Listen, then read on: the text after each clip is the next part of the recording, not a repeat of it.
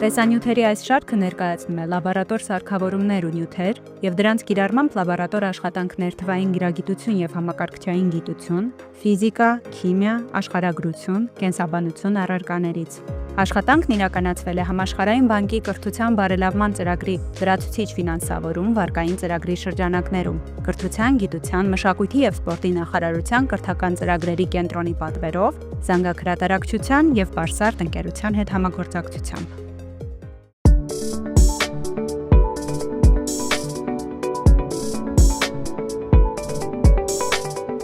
Ողջույն։ Այս լաբորատոր աշխատանքի ընթացքում փորձնական ճանապարհով կորոշենք հետազոտվողի արյան խումբը և ռեզուս գործոնը։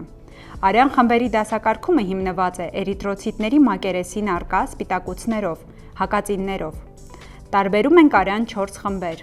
Առաջի, երկրորդ, երրորդ և չորրորդ։ Առաջին կամ O խմբի արյուն ունեցող մարդկանց էրիթրոցիտների մակերեսին հակածիններ չկան։ Երկրորդ կամ A խմբի արյուն ունեցող մարդկանց էրիթրոցիտների մակերեսին առկա է հակածին Ան։ Երրորդ կամ B խմբի արյուն ունեցող մարդկանց էրիթրոցիտների մակերեսին առկա է հակածին B-ն։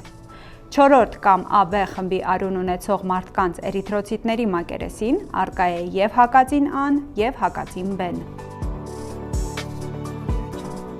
Էրիթրոցիտների վրա հայտնաբերված մյուս սպիտակուցը քիմիական մարկեր է, որը հայտնի է որպես ռեզուս գործոն։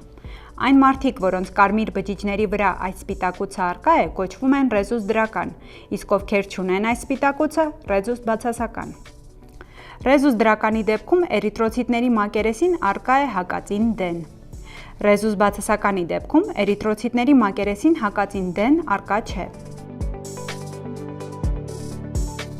Մենք լաբորատոր աշխատանքի ընթացքում պետք է պարզենք, թե ինչ հակածիններ են առկա կամ բացակայում մեր հետազոտվողի արյան էրիթրոցիտների վրա և ըստ դրա որոշենք հետազոտվողի արյան խումբն ու ռեզուս գործոնը։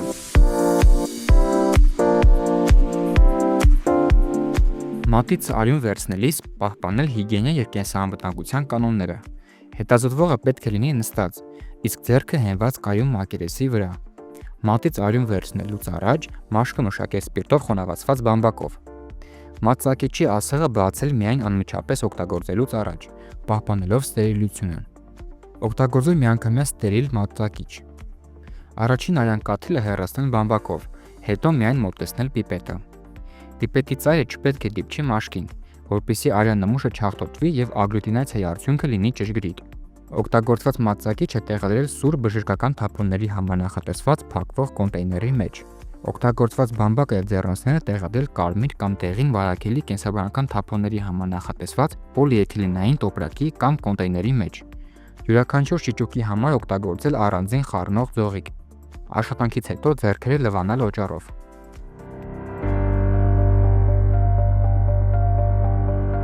Չափումները կատարելու և արդյունքները վերլուծելու համար մեզ անհրաժեշտ են առարկայագիր ապակիներ, միանգամյա օգտագործման մածակիչ, կապիլյար խողովակ, սպիրտ, բամբակ, հակա-A, հակա-B և հակա-D պարունակող ստանդարտ շիճուկներ, ձեռնոցներ, փայտե կամ ապակե ձողիկներ, աղյուսակ, թուղթ և գրիչ։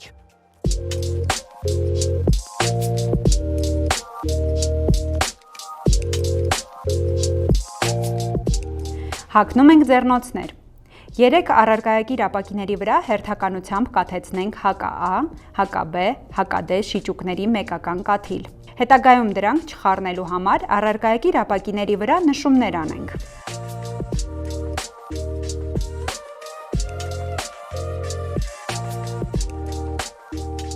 Հետազոտվողի ձախ ձեռքի չորրորդ մատի այն հատվածը, որտեղից պետք է արյուն վերցնել, մաքրենք սպիրտով թրջված բամբակյա գնդիկով։ Մածակիչի գլխիկը հեռացնենք մատը ծակելուց անմիջապես առաջ։ Նախօրոք ացեղը չբացել, պահպանել դրա մանրէազերծ վիճակը։ Ծակենք մատի ծայրային հատվածի բարձիկի վերին հատվածում։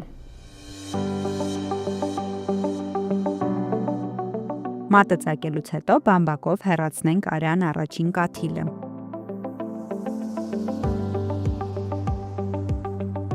Առարկայագիր ապակիների վրա կաթեցված համապատասխան շիճուկներից յուրաքանչյուրի կողքին ավելացնենք 1 կաթիլ արյուն։ Յուրաքանչյուր ապակու վրա կաթեցված արյունն ու ստանդարտ շիճուկները խառնենք մաքուր ապակյա կամ փայտե ձողիկով։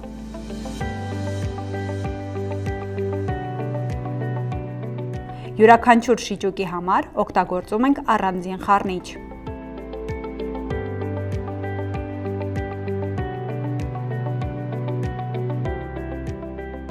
Սպասենք մի քանի րոպե։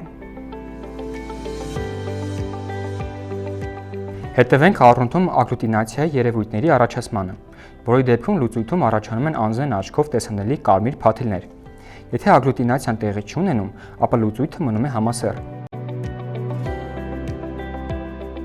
Ըստ ՀԿԱ և ՀԿԲ շիճուկներում ագլյուտինացիայի առկայության կամ բացակայության դեպքում հնարավոր են 4 տարբերակներ։ Առաջին, եթե երկու առարկայակիր ապակիների վրա խառնուրդը մնում է համասեռ, ուրեմն արյունը առաջին խումբ է։ Այս դեպքում ՀԿԱ և ՀԿԲ շիճուկներում բացակայում է ագլյուտինացիայի երևույթը։ Հետևաբար, հետազոտվող արյան էրիթրոցիտները չեն պարունակում A կամ B ագլյուտինոգեններ։ Ստացվում է, որ տվյալ արյունը պատկանում է առաջին խմբին։ Եթե ագլյուտինացիան առաջանում է ՀԿԱ պարունակող խառնուրդում, իսկ ՀԿԲ պարունակող խառնուրդում ոչ, ուրեմն արյունը երկրորդ խումբ է։ Այս դեպքում արյան էրիթրոցիտները պարունակում են միայն A ագլյուտինոգեն, այսինքն հետազոտվող արյունը պատկանում է երկրորդ խմբին։ Եթե ագլյուտինացիան առաջանում է ՀԿԲ պարունակող խառնուրդում, իսկ ՀԿԱ պարունակող խառնուրդում ոչ, ուրեմն արյունը երրորդ խումբ է։ Այս դեպքում տվյալ արյան էրիթրոցիտները պարունակում են միայն B ագլյուտինոգեն, այսինքն հետազոտվող արյունը պատկանում է երրորդ խմբին։ Չորրորդ, ՀԿԱ և ՀԿԲ պարունակող խառնուրդներում առաջացել է ագլյուտինացիա, ուրեմն արյունը չորրորդ խումբ է։ Այժմ տեսնենք, թե մեր հետազոտվողի արյունը այս 4 դեպքերից որին է բավարարում։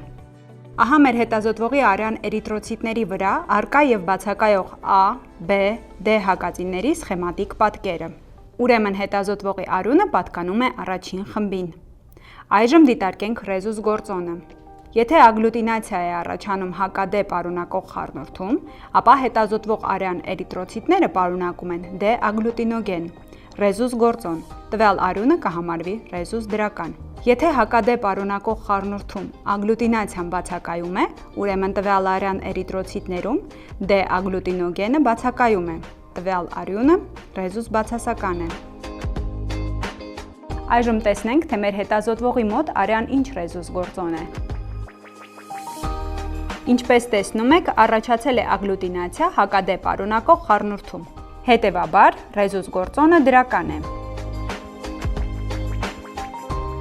Ստացանք, որ առաջին հետազոտվողի արյունը պատկանում է առաջին խմբին և ունի դրական ռեզուս գործոն։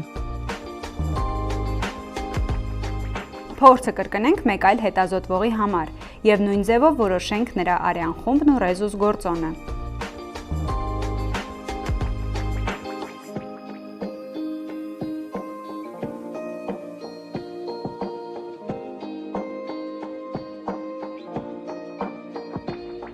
Ինչպես տեսնում ենք, երկրորդ հետազոտվողի դեպքում մենք ունեցանք այլ պատկեր։ Եթե այն տանք սխեմատիկորեն, կստանանք այսպիսի տեսք։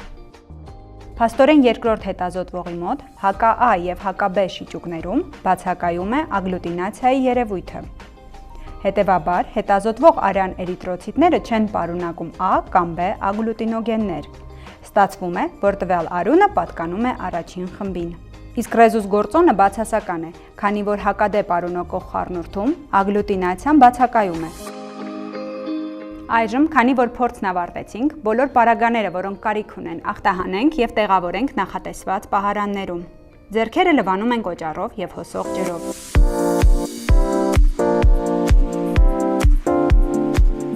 Այս լաբորատոր աշխատանքի ընթացքում փորձնական ճանապարհով մենք կարողացանք որոշել հետազոտվողի արյան խումբը և ռեզուս գործոնը։